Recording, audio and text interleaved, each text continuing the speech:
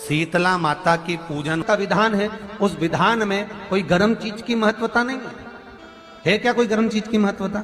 फिर भी दुनिया के लोग अपनी बुद्धि लगाकर माता की जब पूजन करने जाते हैं तो वहां अगरबत्ती भी जलाते हैं और दिया भी जलाते हैं। अब एक तरफ तो तुम माता को ठंडा पानी का भोग लगा रही हो, एक तरफ तो ठंडा भोजन चढ़ा रही हो, एक तरफ तो ठंडे का प्रयास कर रही हो, और ऊपर से माता को तुम दिया लगाकर अगरबत्ती लगाकर तुम माता को सम्मुख में गर्म तत्व को प्रदान कर रही हो। और फिर आकर कहती हो कि मेरा बच्चा क्यों बीमार पड़ता है, मेरे पति को आगे बार बार ये कष्ट क्यों आता है, घर में लोग चिड़चिड़े क्यों हो जाते हैं, घर में लोग क्लेश क्यों करते हैं, आखिर कारण क्या है? तो कारण तो तुम खुद हो कि जो चीज लिखी है वो ना करते हुए दुनिया जो कर रही है तुम वो करना चाहते हो। तुम भगवान की पूजन उस विधान से नहीं करना चाहते जो विधान शास्त्रों में।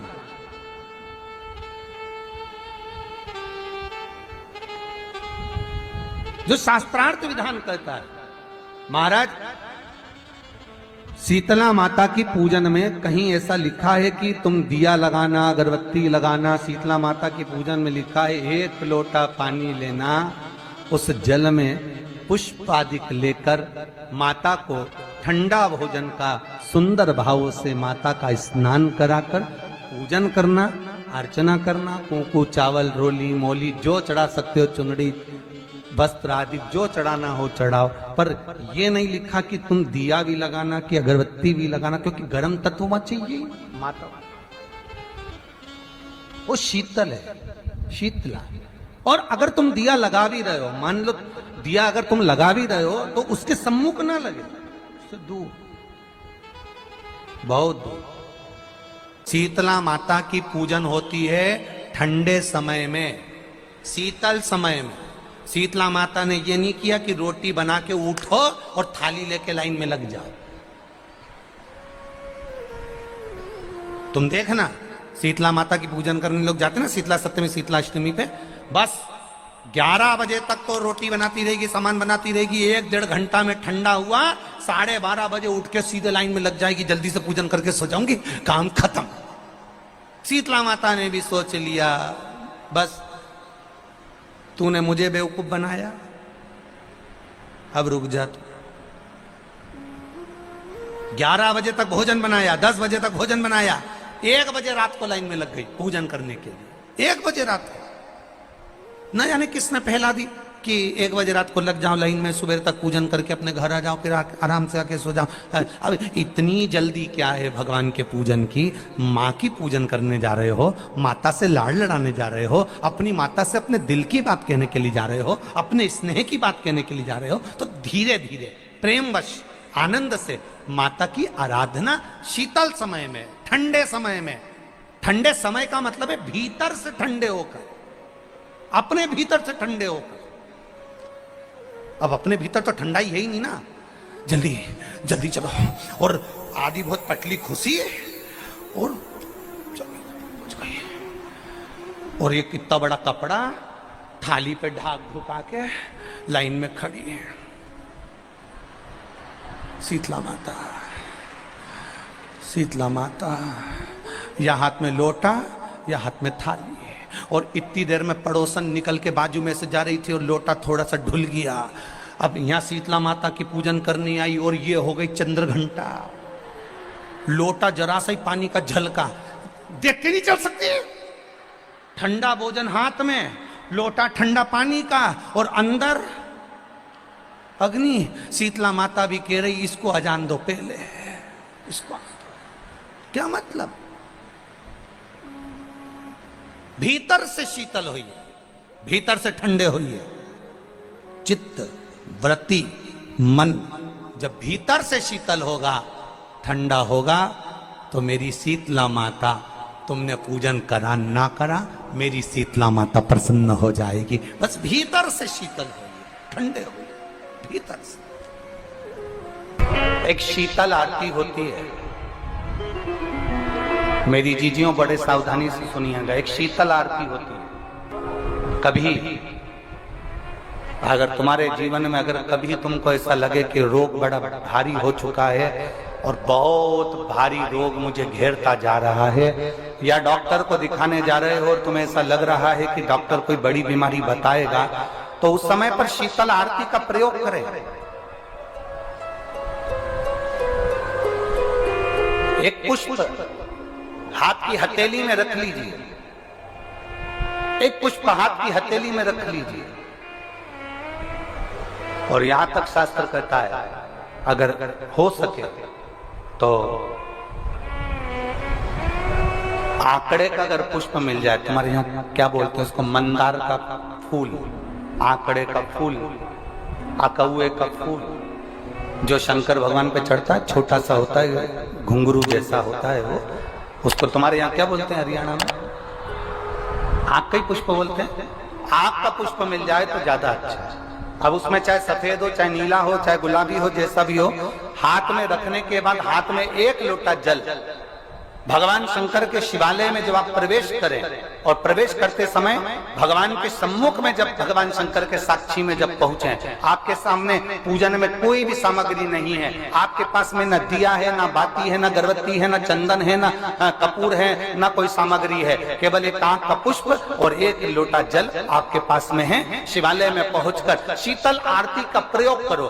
11 बार भगवान शंकर के 11 रुद्रों का स्मरण कर जब 11 बार शंकर के शिवलिंग के ऊपर से नीचे तक वो कलश को जब घुमाया जाता है और घुमाने के बाद वो आग का जो पुष्प है वो अशोक सुंदरी वाली जगह पर समर्पित कर भगवान शंकर को जो जल चढ़ाया जाता है, जो जल समर्पित किया जाता है, डॉक्टर भले तुमसे कह रहा हो कि तुम्हें बड़ी बीमारी के चांस हैं, आप जाकर एक बार चेक कराना, तुम्हें वो बड़ी बीमारी निकलेगी ही नहीं, उस रोग से तुम मुक्त हो। इसको शीतल आरती का प्रयोग किया गया। ये शीतल आरती, इसको शीतल आरती कहा। शिव की प्राप्ति का, एक रोग से मुक्त होने का। अब आपसे कोई कहे कि ये शीतल आरती का प्रयोग सबसे पहले किसने करा, तो आपको ध्यान लगाना है इस प्रयोग को। सोमनाथ जी की कथा का स्मरण करिएगा, सोमेश्वर की कथा का स्मरण करिएगा। नीम के वृक्ष को स्वयं देवी का प्रतिबिंब माना जाता है। नीम के वृक्ष को स्वयं माता का प्रागट्य उत्सव माना जाता है।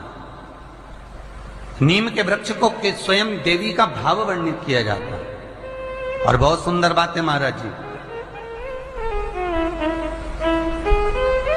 जिसके शरीर में माता निकल गई हो, दाने दाने पड़ गए हो पूरे शरीर में, बुखार भी बहुत तेज आ रहा हो और पूरे शरीर में माता जी निकल गई हो, एक लोटा पानी जिसके शरीर में माता जी निकली है उसके पास में रख दो और वो पानी उठाकर नीम के पेड़ में उस व्यक्ति के ऊपर से 7 बार उतार के नीम के पेड़ में डाल दो। 3 दिन के अंदर उसकी माता जो शरीर में निकली हुई है, दाने दाने पड़े हुए हैं, जो बुखार बहुत तेज आ रहा है, उसमें धीरे धीरे आराम मिलना प्रारंभ हो जाता है। यहां तक शास्त्र कहता है कि किसी व्यक्ति को अचानक बहुत तेज बीमार आ गया, बहुत तेज बुखार आ गया, या एकदम, हम तो यहां तक कहेंगे कि ये वायरस चल रहा है, महामारी चल रही है, और कंठ में भी आपको अगर जलन पड़ रही है, कंठ रुक रहा है, बुखार बहुत तेज आ रहा है, शरीर में ताप है, डॉक्टर को दिखाओ मना नहीं है, सब कुछ करो मना नहीं है, पर एक लोटा पानी अपने ऊपर से उतार कर 21 बार नीम के पेड़ में ले जाकर नाम गोत्र बोलकर डाल दीजिए और नीम के पेड़ के नीचे की मिट्टी को अपने कंठ पर लगा लीजिए। 20 से 25 मिनट बाद आपको आराम लगना प्रारंभ हो जाएगा। ये उमा देवी है। जगह की मिट्टी काया के रोग को ठीक कर देती है महाराज। अगर किसी व्यक्ति को चर्म रोग हो गया, कुष्ठ रोग हो गया, चमड़ी सफेद पड़ गई, रोग समाप्त नहीं हो रहा, बढ़ते जा रहा है, औषधियां आपने बहुत कर ली, तो 3 जगह की मिट्टी आपको फल प्रदान करेगी। पहला, सूर्य कुंड की मिट्टी। स्कंद पुराण सूर्य कुंड कहां पर है, तो कहा दतिया और झांसी के बीच में सूर्य कुंड निवास करता है। उस सूर्य कुंड की मिट्टी को लाकर जिस व्यक्ति को कुष्ठ रोग हो गया हो, शरीर की चमड़ी सफेद पड़ गई हो, स्कंद पुराण कहती है सूर्य कुंड की मृदा लगा लेने से 5 से 7 दिन में रोग समाप्त होने लगता है महाराज। पर सूर्य को सर्वाधिक प्रियता क्या?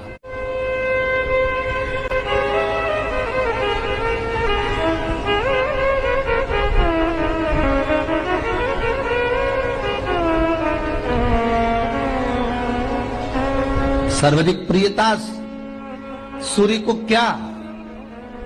क्योंकि सूर्य तपता है, तो उस तपन को मिटाने के लिए सूर्य देवता के शरीर पर गाय का घृत मला जाता।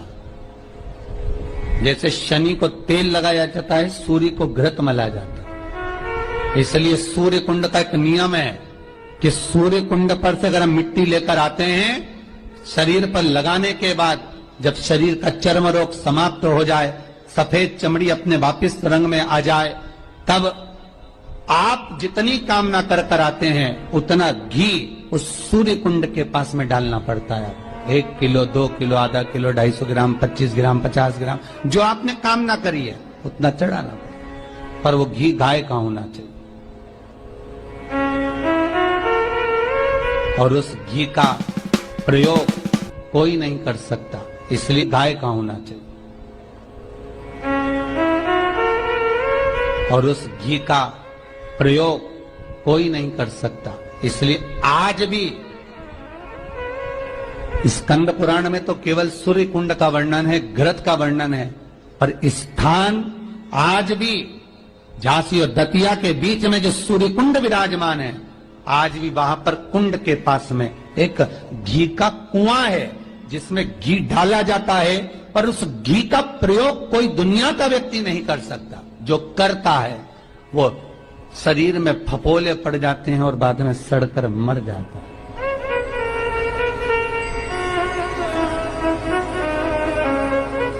घृत है, पर गंध नहीं, घृत है।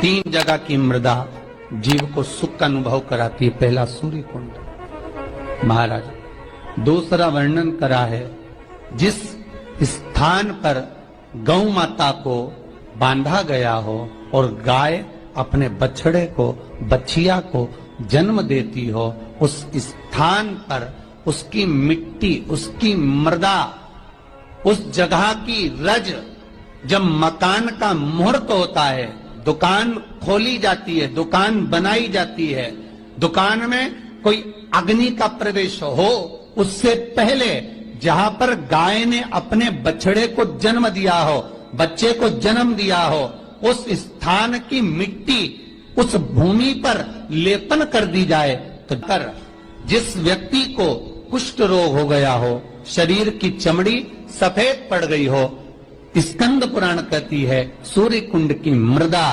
लगा लेने से 5 से 7 दिन में रोग समाप्त होने लगता है महाराज। पर सूर्य को सर्वाधिक प्रियता क्या?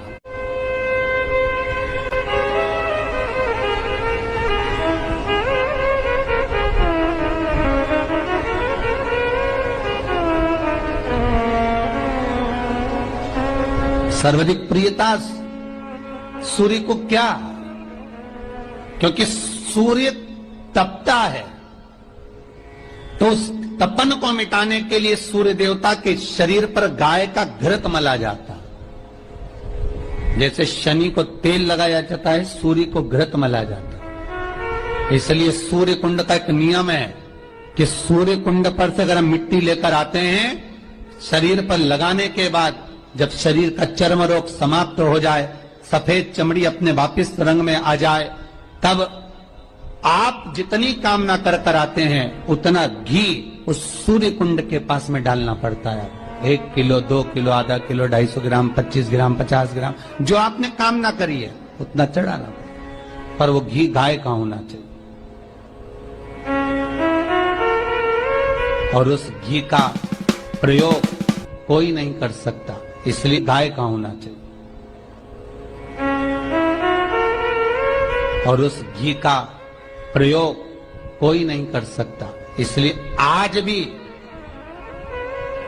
स्कंद पुराण में तो केवल सूर्य कुंड का वर्णन है, घृत का वर्णन है, पर स्थान आज भी झांसी और दतिया के बीच में जो सूर्य कुंड विराजमान है, आज भी वहां पर कुंड के पास में एक घी का कुआं है जिसमें घी डाला जाता है, पर उस घी का प्रयोग कोई दुनिया का व्यक्ति नहीं कर सकता। जो करता है वो शरीर में फपोले पड़ जाते हैं और बाद में सड़कर मर जाता है।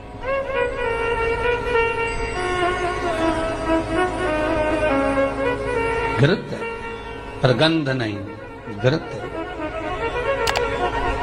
3 जगह की मृदा जीव को सुख का अनुभव कराती है। पहला सूर्य कुंड महाराज, दूसरा वर्णन करा है जिस स्थान पर गौ माता को बांधा गया हो और गाय अपने बछड़े को, बछिया को जन्म देती हो, उस स्थान पर उसकी मिट्टी, उसकी मृदा, उस जगह की रज, जब मकान का मुहूर्त होता है, दुकान खोली जाती है, दुकान बनाई जाती है, दुकान में कोई अग्नि का प्रवेश हो, उससे पहले जहां पर गाय ने अपने बछड़े को जन्म दिया हो, बच्चे को जन्म दिया हो, उस स्थान की मिट्टी उस भूमि पर लेपन कर दी